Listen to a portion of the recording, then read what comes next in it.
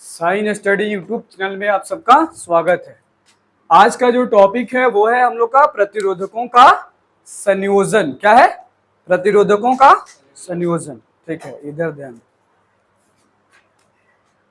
प्रतिरोधकों का संयोजन मतलब आर अगर दिया रहे, क्या दिया रहे? आर, बहुत सारा R1, R2, R3, R4। ठीक है, इस तरह से बहुत सारे आर दिए रहे।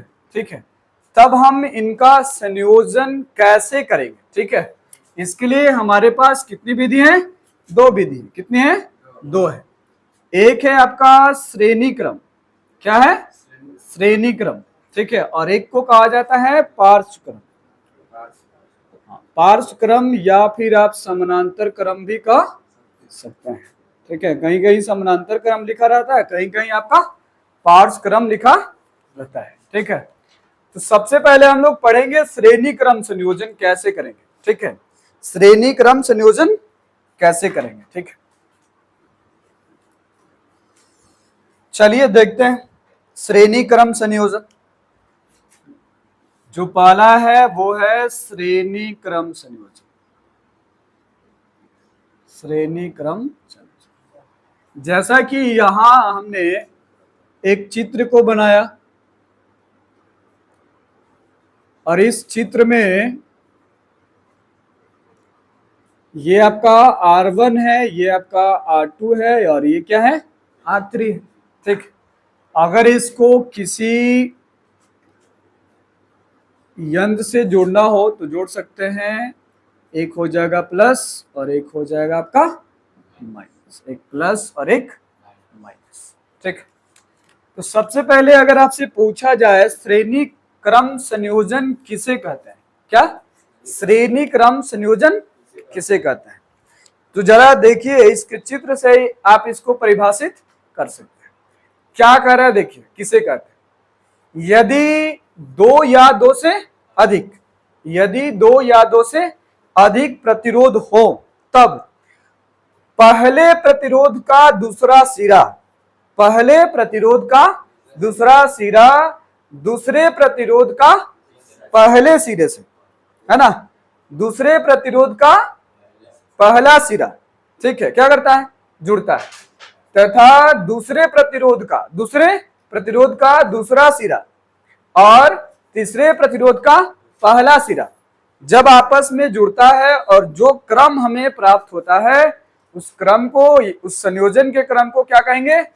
श्रेणी क्रम संयोजन कहा जाता है। श्रेणी क्रम संयोजन कहा जाता है। इतनी बात समझ में आ गई। ठीक है, आगे देखिए, करा कि इसको ज्ञात करने के लिए कुछ शर्तें हैं जो आपको क्या रखना पड़ेगा?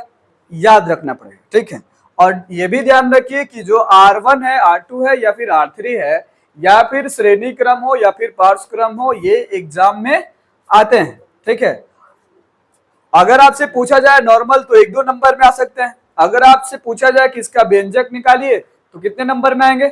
सीधा 5 नंबर में आएंगे। कितने नंबर में आएंगे? सीधा 5 नंबर में आएंगे। ठीक है, तो थोड़ा सा आप ध्यान रखिए, दो कंडीशन है, दोनों कंडीशन को अगर आप याद रखते हैं तो कभी भी कहीं भी आसानी से क्या कर सकते हैं? ज्ञात कर सकते हैं। चलिए देखते हैं। इसका V1 अलग, V1 V2 और क्या V3, यहां से I क्रॉस करेगा और यहां से। पहला इसमें कंडीशन देखिए क्या है। पहला कंडीशन है श्रेणी क्रम में। किस क्रम में? श्रेणी क्रम में। लिख देते हैं, श्रेणी क्रम में विद्युत धारा का मान। किसका?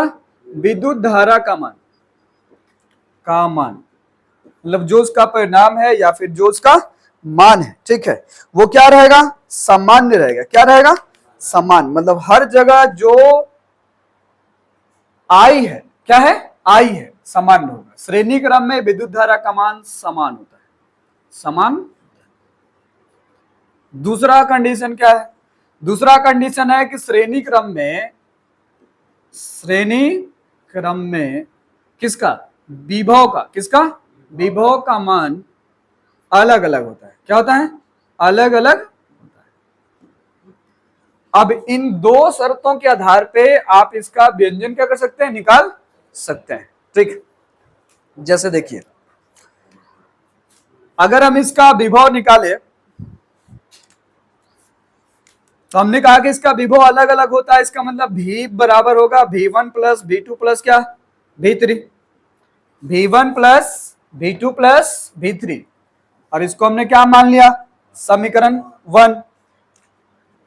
ओम के नियम से, ओम के नियम से, ओम के नियम क्या कहता है जी, ओम का नियम क्या कहता है V बराबर क्या आई आर ना, V बराबर आई आर। तो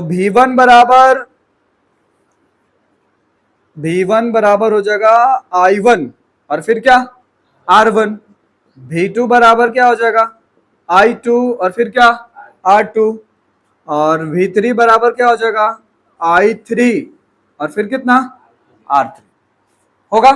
चले समीकरण 1 में, किसमें समीकरण 1 में V1 V2 V3 का क्या रखने पर मान रखने पर, क्या रखने पर मान रखने पर। अब इसमें हम मान रखेंगे तो क्या लिख सकते हैं V बराबर V1 का मान है I1 R1 प्लस फिर क्या है V2 का मान है I2 R2 प्लस फिर V3 का क्या मान है I3 और R3 है ना। चले और यहां भी हम V बराबर क्या लिख सकते हैं I और R, चूंकि हमने कहा कि I1 बराबर I2 बराबर I3, क्यों कहा क्योंकि यहाँ पहला कंडीशन यही कह रहा है कि श्रेणी क्रम में विद्युत धारा का मान क्या होता है समान होता है। इसका मतलब कि इसमें विद्युत धारा जो I है वो I1 हो I2 हो या I3 हो, सबका मान क्या होगा एक समान होगा, एक जैसा होगा।